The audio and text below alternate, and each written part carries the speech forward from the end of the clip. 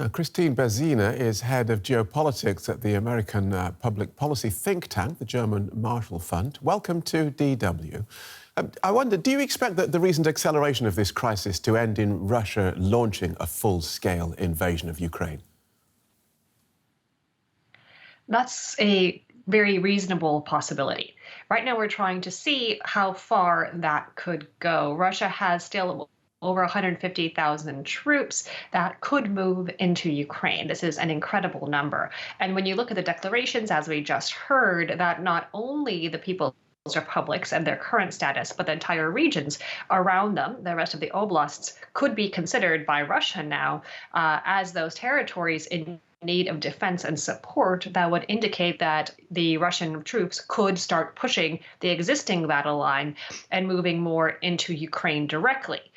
How far that offensive goes, it's not quite clear. Russia has also put certain demands on Ukraine that are fairly unreasonable to accept and recognize the republics, the annexation of Crimea, but also to formally denounce its bid to join NATO, as well as to demilitarize Ukraine. There is absolutely no way that the Kiev government is going to demilitarize Ukraine. It has received significant support from the UK, from the US, from Turkey, and other allies in order to defend itself against Russian aggression. It would not give up without a fight. And if the demands from Moscow are that Ukraine becomes a demilitarized area, clearly this is not going to stop just in Donetsk and Luhansk. And we have really significant reasons to fear an escalation. So let's look at the weapons that the West are prepared to use at this stage, sanctions. I'd just like to read you this quote from Russia's ambassador to the US, responding to those new sanctions from the EU, the UK, the US and Germany. He said, "It is hard to imagine that there is a person in Washington who expects Russia to revise its foreign policy under a threat of restrictions." Kristine Berzina, I wonder, have economic sanctions ever managed to stop an imminent military offensive?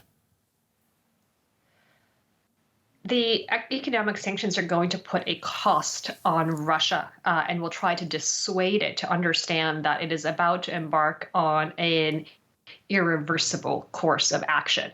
I am skeptical about whether that is going to be enough. If you listen to Putin's speech on Monday, the kind of civilizational time-turning language he used to try to revert the world to the way that it was under the Soviet Union and, frankly, earlier until the Russian Empire, that kind of desire is not going to be dissuaded by small economic or even significant economic sanctions alone.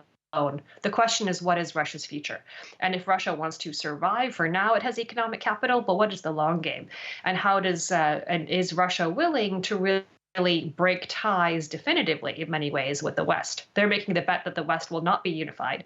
Well, it's not going to stand by sanctions, impose significant sanctions, and that they can do what they want right now and have things in terms of the business world back to normal in not a very long time. It's up to the West to have the backbone to say this kind of 19th and early 20th century behavior is unacceptable, and we will stand by it in the long term through these sanctions.